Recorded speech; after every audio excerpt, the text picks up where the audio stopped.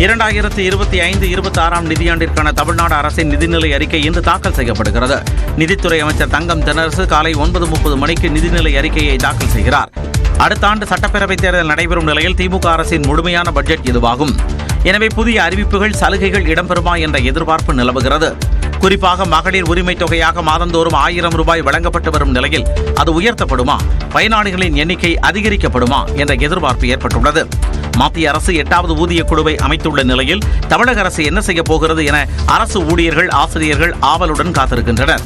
இதேபோல அரசு பணிகளில் உள்ள காலி இடங்களை நிரப்புவதற்கு சிறப்பு அறிவிப்பு ஏதேனும் வெளியாகுமா என இளைஞர்கள் காத்திருக்கின்றனர். மத்திய அரசின் நிதி பங்களிப்பு போதுமானதாக இல்லாத நிலையில் நிதி சிக்கலையும் எதிர்கொள்ள வேண்டிய நிலையில் தமிழ்நாடு அரசு உள்ளது. குறிப்பாக புதிய கல்விக் கொள்கையை ஏற்காத காரணத்தால் 2000 கோடி ரூபாய் நிதியை மத்திய அரசு நிறுத்திவிட்டது. இதன் காரணமாக கல்வித்துறைக்கு வரும் நிதியாண்டில் கூடுதல் நிதி ஒதுக்க வேண்டிய நிலை உருவாகியுள்ளது. 2024-2025 நிதியாண்டில் தமிழ்நாட்டின் பொருளாதார வளர்ச்சி 8% மேல் இருக்கும் என்று தமிழ்நாடு அரசின் பொருளாதார ஆய்வறிக்கையில் தெரிவிக்கப்பட்டுள்ளது. 2025-2026 ஆண்டிற்கான நிதிநிலை அறிக்கை தாக்கல் செய்யப்பட்டிருக்கும் நிலையில் தமிழ்நாடு அரசு முதன்முறையாக மத்திய அரசை போன்று பொருளாதார ஆய்வறிக்கையை வெளியிட்டுள்ளது. கடந்த ஜனவரி வரையிலான விவரங்கள் அடிப்படையில் அது தயாரிக்கப்பட்டுள்ளது. அதில் 2024-2025 நிதியாண்டில் தமிழ்நாட்டின் பொருளாதார வளர்ச்சி 8% அல்லது அதற்கு மேல் இருக்கும் என்று எதிர்பார்க்கப்படுவதாக கூறப்பட்டுள்ளது.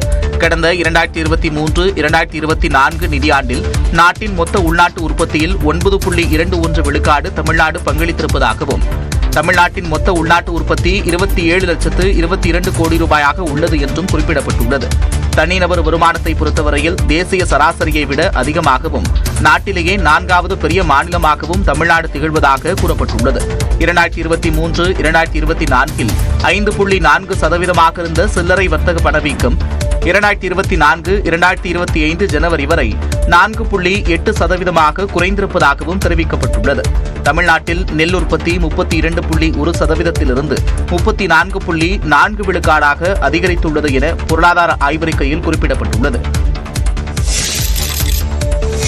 தமிழ்நாடு அரசின் நிதிநிலை அறிக்கை இன்று தாக்கல் செய்யப்படும் நிலையில் பொதுமக்களின் எதிர்பார்ப்புகள் என்ன என்று தற்போது பார்க்கலாம். பல்லாண்டு வருஷமாக விவசாயிகளுடைய மிகப்பெரிய ஒரு கோரிக்கை பச்சையாறு டேம்பை விரைவில் கட்டி முடிக்கணும். அதனால் பாசன வசதி பெற்று விவசாயிகள் பயன்பெறணும் அப்படின்னு எதிர்பார்க்குறோம். இந்த பட்ஜெட் தொடரில் வரும்னு நாங்கள் இதை எதிர்பார்த்துக்கிட்டு இருக்கிறோம். இந்த சொசைட்டியில் பார்த்தீங்கன்னா நகை கடன் நாங்கள் வைக்கிறோம். அந்த நகையை பார்த்தீங்கன்னா ஒரு ஆண்டுகள் வட்டியும் முதலோட சேர்த்தியே முழுசாக கட்டினா தான் புதுப்பிக்கப்படுவாங்க அப்படின்னு சொல்கிறாங்க. வட்டியை கட்டினாலுமே நாங்கள் எங்களுக்கு புதுப்பிச்சு தரணும். எனவே சுற்றுலா வசதிகளை மேம்படுத்தணும். இன்னும் பெரியகுளம் ரோடு போக்குவரத்து நெரிசல் மிக்க பகுதியா இருக்கு. எனவே மாவட்டத்தினுடைய கட்டமைப்பு வசதிகளை மேம்படுத்துவதற்கு தமிழ்நாடு அரசு பட்ஜெட்ல தேவையான நிதியை ஒதுக்கீடு செஞ்சு அந்த பணிகளை துவக்கணும். வைகை அணை கட்டி பல ஆண்டுகள் ஆயிடுச்சு. அப்போ வண்டல் மண் படிஞ்சு தண்ணியினுடைய கொள்ளளவில் 3/1 பகுதி வண்டல் மண் இருக்கு. அதே மாதிரி சோத்துப்பாறை, மஞ்சளாறு அணையும் பல ஆண்டுகள் ஆகிவிட்டது. தூர்வார வேண்டும். அதை தூர்வாரி கொள்ளளவை கூட்ட வேண்டும். பால் கொள்முதலை அதிகரிக்க அரசு கூடுதல் கவனம் செலுத்த வேண்டும் என்று விவசாயிகள் கேட்டுக்கொண்டனர். தமிழ்நாடு அரசின் 2025-26 ஆண்டுக்கான நிதிநிலை அறிக்கை 936 இடங்களில் நேரடி ஒளிபரப்பு செய்யப்பட உள்ளது. தமிழ்நாடு சட்டப்பேரவையில் 2025-26 ஆண்டுக்கான நிதிநிலை அறிக்கையை நிதியமைச்சர் தங்கம் தென்னரசு வெள்ளிக்கிழமை தாக்கல் செய்கிறார். பட்ஜெட் தாக்கலை சென்னை மாநகராட்சி பகுதிகளில் 100 பொது இடங்களில் நேரலையில் ஒளிபரப்பு செய்ய மாநகராட்சி ஏற்பாடு செய்துள்ளது. குறிப்பாக திருவொற்றியூர், மணலி, மாதவரம், தண்டையார்பேட்டை, ராயபுரம், திருவிக்கநகர், அம்பத்தூர், அண்ணாநகரில் பேருந்து நிலையம், பூங்காக்கள் உள்ளிட்ட பொது இடங்களில் காலை 9:30 மணிக்கு LED திரையில் பட்ஜெட் தாக்கல் ஒளிபரப்பு செய்யப்படுகிறது. இதேபோன்று கோடம்பாக்கம், வளசரவாக்கம், ஆலந்தூர், அடையாறு, பெருங்குடி, சோழிங்கநல்லூர் உள்ளிட்ட இடங்களிலும் நிதிநிலை அறிக்கை தாக்கல் நிகழ்வை பொதுமக்கள் நேரலையில் காண ஏற்பாடு செய்யப்பட்டுள்ளது. சென்னை மாநகராட்சி பகுதிகளோடு சேர்த்து தமிழகம் முழுவதும் 936 இடங்களில் நேரடி ஒளிபரப்பு செய்யப்பட உள்ளது. ரூபாய்க்கு தேவநாகரி குறியீட்டுக்கு பதிலாக தமிழில் ரூ என்ற எழுத்தை தமிழ்நாடு அரசு பயன்படுத்தியிருக்கிறது. தமிழ்நாடு அரசின் பட்ஜெட்டில் இந்திய ரூபாய் நாணயத்தின் தேவநாகரி குறியீட்டிற்கு பதிலாக ரூ என்ற தமிழ் எழுத்துரு தமிழ்நாடு அரசு முதன்மைப்படுத்தியுள்ளது. தமிழ்நாடு அரசின் 2025-2026 நிதியாண்டுக்கான நிதிநிலை அறிக்கை வெள்ளிக்கிழமை தாக்கல் செய்யப்பட உள்ள நிலையில் முதலமைச்சர் மு.க.ஸ்டாலின் தனது எக்ஸ் பக்கத்தில் வீடியோ ஒன்றை பதிவிட்டுள்ளார். அதில் சமூகத்தின் அனைத்து தரப்பினரும் பயன்பெறும் வகையில் தமிழ்நாட்டின் பரவலான வளர்ச்சியை உறுதி செய்திட பட்ஜெட் தயாரிக்கப்பட்டிருப்பதாக முதலமைச்சர் குறிப்பிட்டுள்ளார். மேலும் அந்த வீடியோவில் இந்திய ரூபாய் நாணயத்தின் குறியீடான தேவநாகரி எழுத்துரு மற்றும் லத்தீன் எழுத்தை இணைத்து உருவாக்கப்பட்ட லட்சணைக்கு பதிலாக தமிழ் மொழியை முதன்மைப்படுத்தும் வகையில் ரூ என்ற எழுத்து இடம்பெற்றுள்ளது.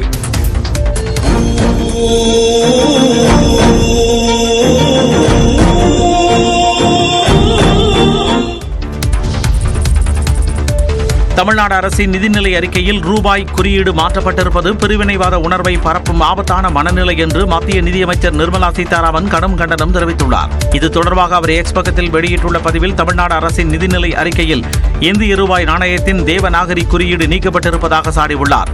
திமுகவிற்கு உண்மையிலேயே ரூபாய் குறியீட்டுடன் பிரச்சனை இருந்தால் காங்கிரஸ் திமுக தலைமையிலான ஐக்கிய முற்போக்கு கூட்டணி ஆட்சியில் இந்த சின்னம் அதிகாரப்பூர்வமாக ஏற்றுக்கொள்ளப்பட்ட போது ஏன் எதிர்ப்பு தெரிவிக்கவில்லை என்று வினவியுள்ளார். ரூபாய் நாணயத்தின் தேவநாகரி குறியீட்டை அகற்றுவதன் மூலம் திமுக ஒரு தேசிய சின்னத்தை நிராகரிப்பது மட்டுமல்லாமல் ஒரு தமிழக இளைஞரின் படைப்பையும் முற்றிலும் புறக்கணிப்பதாக கவலை தெரிவித்துள்ளார். நாம் நமது தேசிய நாணய சின்னத்தை குறைத்து மதிப்பிட வேண்டுமா என்று கேள்வி எழுப்பியுள்ள மத்திய நிதியமைச்சர் இது வெறும் குறியீட்டுவாதம் மட்டுமல்ல என்றும் இது இந்திய ஒற்றுமையை பலவீனப்படுத்தி பிராந்திய பெருமை என்ற போர்வையில் பிரிவினைவாத உணர்வை பரப்பும் ஆபத்தான மனநிலையை குறிப்பதாகவும் குற்றம் சாட்டியுள்ளார். இதேபோன்று இந்திய ரூபாய் குறியீட்டை தமிழ்நாடு அரசு மாற்றியதற்கு பாஜக தலைவர் அண்ணாமலை கண்டனம் தெரிவித்துள்ளார். இந்திய கலாச்சாரத்தை பிரதிபலிக்கும் வகையிலேயே ரூபாய் இலச்சினையை வடிவமைத்ததாக அதை வடிவமைத்த தமிழரான உதயகுமார் நியூஸ் 18க்கு பேட்டியளித்துள்ளார். இதுல இந்திய அரசாங்கம் ஒரு போட்டி அறிவிச்சிருந்தாங்க. அதுல நானும் கலந்துக்கிட்டேன். அதுல ஒண்ணு என்ன சொல்லி கேட்டிருந்தாங்கன்னா இந்த குறியீடு இந்திய கலாச்சாரமும் பண்பாட்டையும் சார்ந்ததா இருக்கணும்னு. ஸோ அதையே நான் மையமாக கொண்டு நான் இது வடிவமைச்சேன்.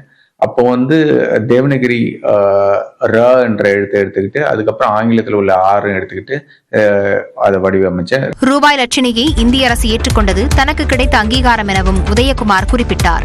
அதுக்கப்புறம் இந்த 2010ல ஜூலை 15, 2010ல அரசாங்கம் என்னுடைய டிசைன் தான் ஃபைனலைஸ் பண்ணி வின்னராக அறிவிச்சாங்க. அதுக்கப்புறத்துலேருந்து எல்லா இடத்துலையும் இப்போ யூஸ் பண்ண ஆரம்பித்தோம். கரன்சி நோட்ஸ்லையும் அது இப்போ நீங்க பார்க்கலாம்.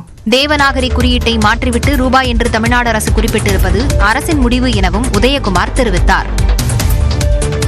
வண்ணங்களின் பண்டிகையான ஹோலி வடமாநில மக்களை உற்சாகம் கொள்ள வைத்திருக்கிறது.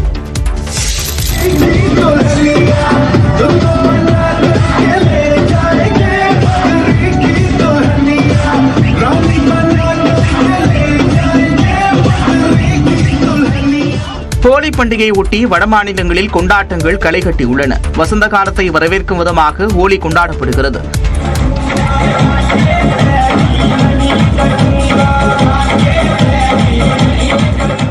உத்தரப்பிரதேச மாநிலம் அயோத்தியில் ஒருவர் மீது ஒருவர் வண்ணப்பொடிகளை தூவி மகிழ்ந்தனர்.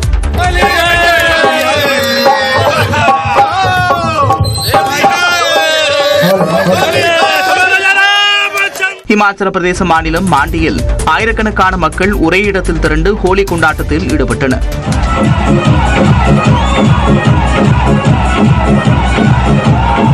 ராஜஸ்தான் மாநிலம் ஜெய்சால்மரிலும் மக்கள் உற்சாகமாக கொண்டாடினர். ஜெய்சால்மரில் எல்லை பாதுகாப்பு படையினர் இனிப்புகளை பரிமாறிக்கொண்டனர்.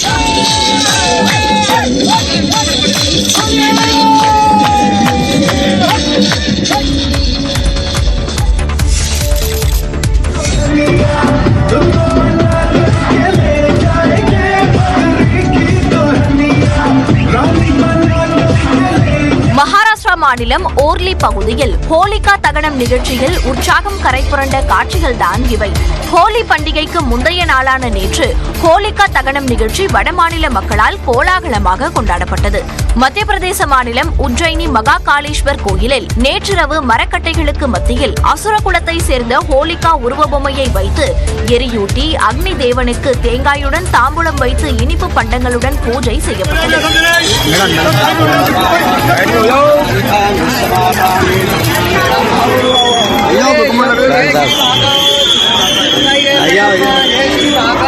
இதேபோன்று ஜம்மு காஷ்மீரில் பூஞ்ச் மாவட்டத்தில் சிஆர்பிஎஃப் படை வீரர்கள் ஹோலிகா தகனம் நிகழ்ச்சியை விமர்சையாக கொண்டாடினர்.